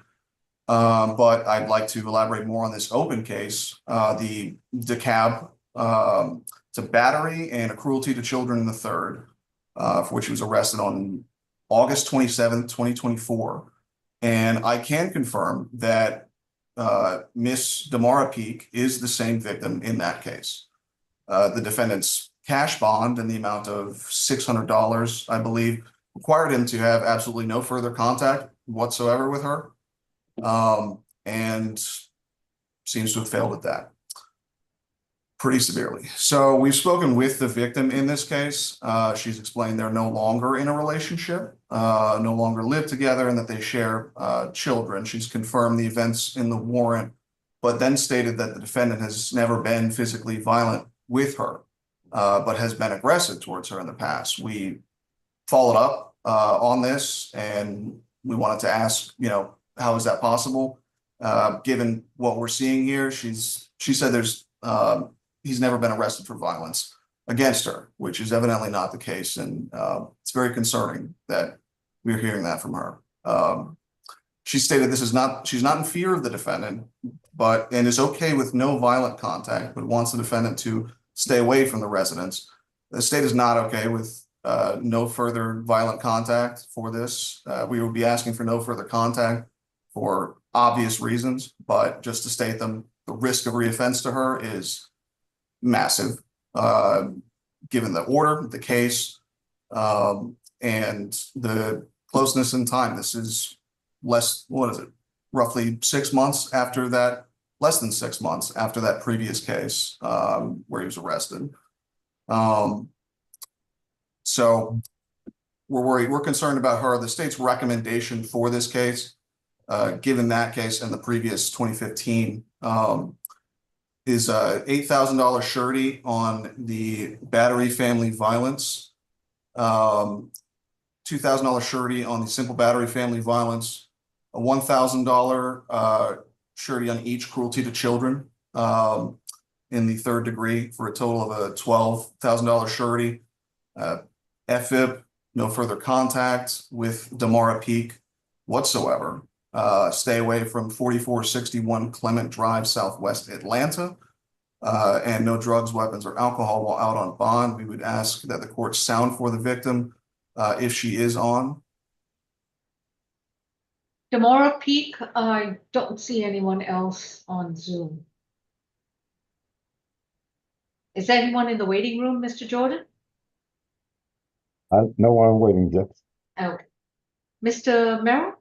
Yes, Your Honor. So my client, Mr. Quintrez McDuffie, Your Honor, he is 27 years old, Your Honor. He is a lifelong resident, so it shows that he doesn't pose significant risk of fleeing from our jurisdiction. That's also included that even though my client may have had 6 cycles, Your Honor, he also doesn't have any FTA. So what that does tell the court is that if when required to come to court, he does appear, Your Honor. Now, my client does have an address that's different from the incident location. We discussed that you may possibly say a stay away, etc. So he does have a valid address, and that address is also included. That address is within Atlanta, Georgia, inside of Fulton County, Your Honor. Miss Peak is the mother of his kid. Your Honor, we would be asking, because of this situation, if you do have a no contact, that you include an exception for the care of their children, Your Honor. As indicated by the state, she indicated that there was not any other physical incidents. And although the state is stating that the open case may include the same victim, Your Honor, I also remind, as a defense attorney, my client still has the presumption of innocence on his side. Just because he's arrested doesn't mean those allegations are actually true. And so what I mentioned this because, Your Honor, when it comes to the Ayala factors, we do believe that we were requesting a lower bond. Your Honor, he does drive box trucks, Your Honor, just so to indicate he does have a job. So he's hoping that he'll be able to get out of work before the end of get out of jail before the end of next week, so he doesn't lose his job with NX Solutions, Your Honor. Mr. McDuffie, once he is released, Your Honor, he won't qualify for the public defender services. But B as in May, Your Honor, I am asking that the bond is set no higher than a $2,000 bond, Your Honor, on Mr. McDuffie, and allowed to be able to go through the 10% shares program. If you're inclined to go higher than a 2,000, I'm asking that it's not set higher than a 5,000, because beyond 5,000, he won't qualify for the bail project, Your Honor. All right. On the battery family violence, is going to be a 2,500 surety bond. On the remaining 3 charges is going to be a $2,000 on each count, and that's going to be a $6,000 signature bond through pretrial services, level 3. He is to report to pretrial once a week. He is to have no contact with Damara Peak, stay 200 yards away from her and her children, and also to stay away from 4461 Claremont Drive in Atlanta, Georgia, and Clements Drive in Southwest Atlanta. He's not allowed to be within 200 yards of her, the children, and that location, or wherever they happen to be. He will enroll in a domestic violence intervention program once he posts his bond, and he'll need to do so within 30 days of being released. Pay and complete all 26 classes at his expense without missing or skipping a class. He is also to file a legitimation action or get a court-ordered parenting plan so that he can have joint visitation and custody of the child that he shares with Ms. Peak, and I believe that child's initials are KM. No illegal drugs, no alcohol, and no weapons and no firearms. He'll be subject to random screens by pretrial services. He does have an open case in DeKalb County involving the same victim. So I'm not certain of what are the rules with regards to this new arrest and whether they will revoke his bond in that particular case. So then we will see him on April 24th, pending his release on his current bond. Judge, may I inquire upon one aspect about the legitimization action, Your Honor? So you want him to file for basically paternity, legitimize that child particularly? Well, is he married to Miss Peak? No, he's not. Then he'll need to file legitimation action, yes. And I Is it think it will be good for both of them, because then they will have a very orderly, organized, and court-ordered parenting plan. Is it possible we could take the litigation off as a condition of his bond? No, I don't trust them both to come up with a parenting plan. I prefer it if he goes through the courts. That way, Superior Court will know that he has 2 open battery cases with the mother of his child, and they will make sure that parenting is done appropriately and through a third party. Okay. That's prejudged due to the open case. Understood. Number 16, Watts.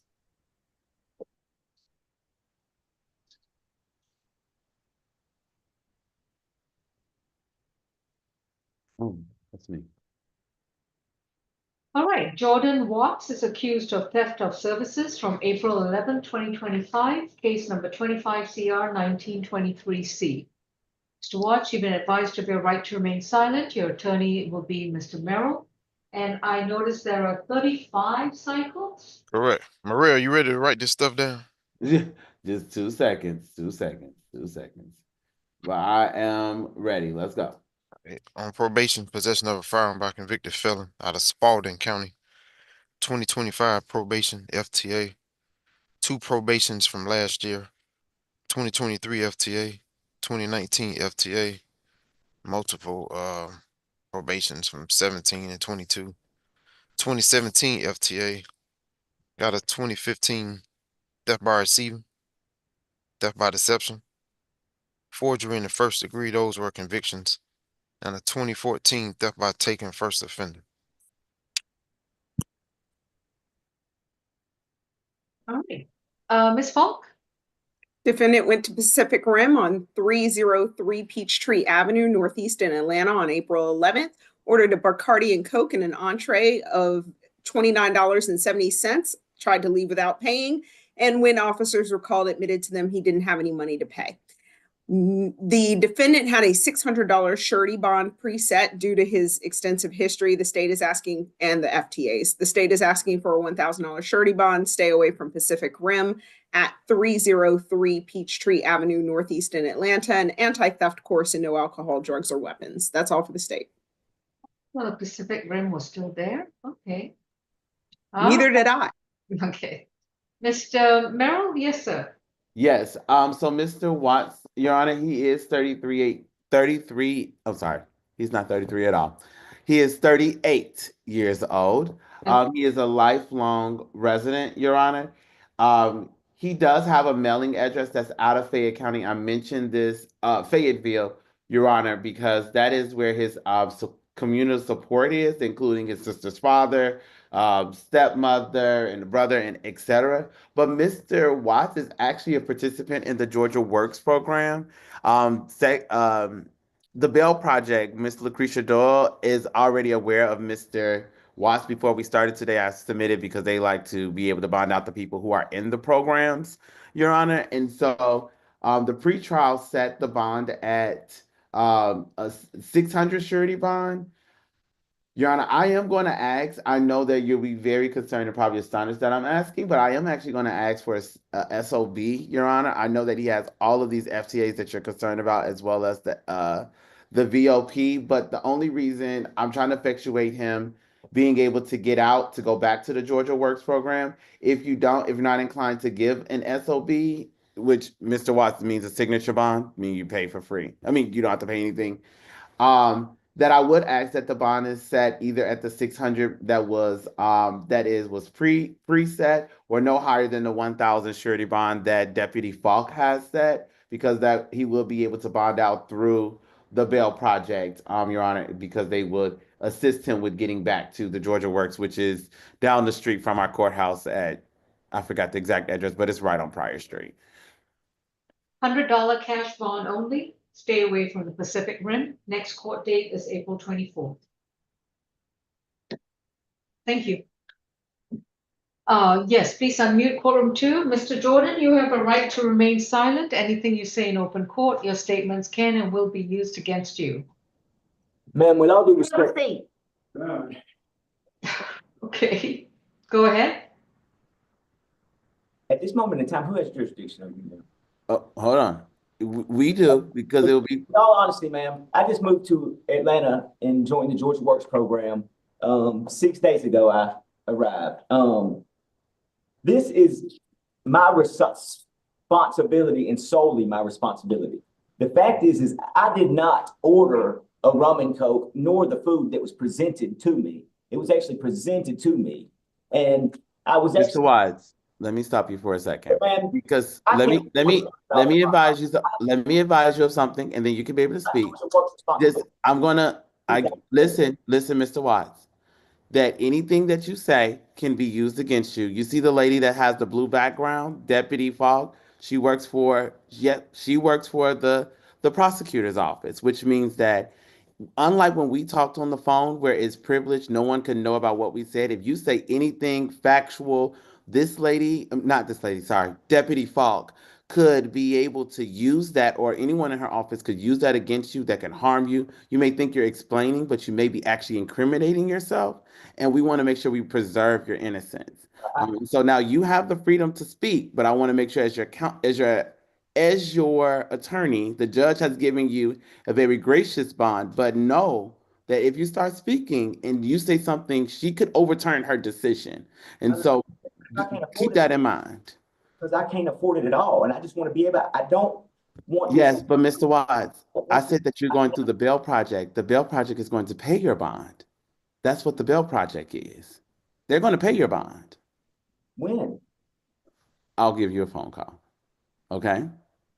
I'm 100% know that the Bell Project is going to pay your bond. I've already spoken to them about it. Will I be released today and be able to return back? No, you're not going to be released today, but we'll talk on the phone. I assure you. I'm about to call over there right now. Don't. I have probation in Spalding County. If Spalding County finds out that I'm arrested because of a ticket, that they did not give me an opportunity to even I don't have a phone call. I was at Emory, and I left my phone at Emory Midtown. And whenever I got so upset that I went to walk out of the restaurant because I was smoking hot. And I walked out, and the gentleman. Mr. Watts, Sir, listen, let me finish and you'll No, understand. you are singing illegal actions I said, on a no, song sir, that's I said that recorded. we waited on them to, come on. Show Mr. up. I had a business meeting and he didn't show up, and then I got a tap on my shoulder and it was officer. Officer even asked the gentleman, do you want to press charges? The gentleman said no. I said, give me the phone, because all I had to do was make a phone call. Done. Okay, Deputy, we are done. okay, Mr. Watts, Judge, if you just give me 2 seconds just to speak to him on the phone, and then I'll be ready for the last person, which is position I'm 13. sorry, I need to move on to the rest of my cases. You can call him at the jail or you can go visit him, but it's Yes, Your $100 cash bond and needs to stay 200 yards away from the Pacific Rim restaurant. If he gets arrested again for anything else, this $100 cash bond will turn into a $1,000 cash bond. Thank you. Position number 13.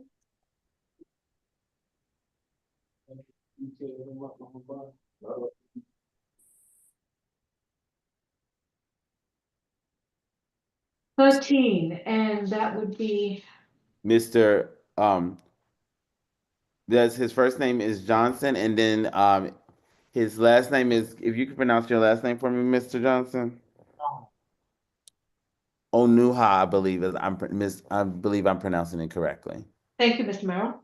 Johnson Anuha is accused of criminal trespass from April 11, 2025, case number 25 CR 001-930Y. Mr. Anuha, you've been advised of your right to remain silent, and your attorney is Mr. Merrill. Any priors, Mr. Howard? I don't know if we ran a GCIC on Mr. Anuha. Yeah, he was a add-on, so it wasn't on the full sheet. State. I didn't show any previous history. Okay. And what's your recommendation, Ms. Falk? Yes, Your Honor, April 12th, Quick Trip 4975 Windward Parkway in Alpharetta. Defendant had been previously trespassed the day before, was seen standing at the back near the restrooms, placed under arrest. We're asking for a signature bond through pretrial services. Stay away from Quick Trip at 4975 Windward Parkway in Alpharetta. No alcohol, drugs, or weapons. That's all for the state. Any objection, Mr. Merrill? No, Your Honor, that Mr. Anuha, that means that's a signature bond. You don't have to pay anything. Remember I when got we a talked about on question. the phone? Yes. I just looked at the booking. He's from Michigan? That's what the address is on here. That when I asked him where he would go back and reside, Your Honor, he did indicate that it would be he's want to live with his family in Michigan. Well, can he make $1,000 surety bond? Since he has no ties to this community? Well, he indicates that he wants to go back to live with them. That's where his Still support is. to have something because he needs to come back. This is an open case against him. Yeah, first of So, Your Honor, would you be inclined to set it at a 500 versus a Certainly. signature? Yep. 500. Send it through the Bell Project. Yep. Stay 200 yards away from the QT gas station at 4975 Windward Parkway in Alpharetta, Georgia. If this is his current address, 5228 Deer Run Circle in West Bloomfield Town, Michigan, please make sure that that is his correct address so he can get mail as to when to come back to Georgia to attend court. But this is an open active case now. Yes, Your Honor. Next court date is April 24th unless he bonds out. Thank you. And then, Your Honor, the last one in which I waived his presence is going to be Mr. Johnson. That's going to be position number 11. And I believe that's SGA. I'm sorry. Where am I thinking about SGA? That's 11. That's ASG. DeCoivis Johnson. Yes, Your Honor. All right, 25 CR 001-932G, accused of battery and simple battery from March 9th of this year. And I understand he's got 9 cycles. Anything else to add, Mr. Howard? I think he's been in custody since 2024. That is correct, Your Honor. All right. Yeah, this appears to be a at the jail incident. Yes, Mr. Scirocco? Yes, Judge. This took place March 9th, 2025 at 901 Rice Street, Northwest Atlanta. That is the jail. The victim in this case, Aaron Grice, that's AARON, revealed to the officer in this case that he was assaulted earlier in that day by by an inmate in one of the housing units. Law enforcement was proceeded to investigate the case and reviewed the jail camera footage of the incident, which showed Mr. Grice, the victim here, sitting on the floor in the inmate housing zone, directly across from other cell doors. The defendant exited one of those different cells, walked toward the area where Mr. Grice was sitting, and then proceeded to stand over him for roughly 17 seconds, at which point he struck Mr. Grice in the head twice, head and facial area. And later about this incident, the defendant stated, "He owes me money." Mr. Grice was examined by the medical provider there, and it was determined that he had suffered a facial contusion. I mean, he is currently on a open case 23 SC 189887 for armed robbery, aggravated assault with intent to rob, possession of a firearm or knife during commission of or attempt to commit certain felonies. These are violent charges, Judge, as well as convictions for theft in 2019, prescribing or ordering dangerous drugs in 2019. That's a new one to me. And criminal trespass, where it looks like some trafficking charges were dismissed. Given this, Judge, the state's recommendation is a $4,000 surety on the battery and a $1,000 surety on the simple battery. No further contact with Aaron Grice, and no drugs, weapons, or alcohol while out on bond. Mr. Merrill? Yes, Your Honor. So, Your Honor, Mr. Johnson, he is 25 years old, Your Honor. On his felony case, he's actually on a no bond status. His next court date is not until April 22nd, Your Honor. And as far as the complaining witness in this particular case, Mr. Aaron Grice, he was released. So he is no longer even in Rice Street. He was released on April 4th of 2025, Your Honor. This incident, Your Honor, when he was mentioning something about when the solicitor was mentioning about money, Your Honor, I'm not aware of those facts as it pertains to this case because that's not mentioned in the four corners of our warrant. Your Honor, it just indicates that the four corners of this warrant just indicates that Mr. Johnson has struck in Mr. Grice, Your Honor. But as it pertains to Mr. Johnson, Your Honor,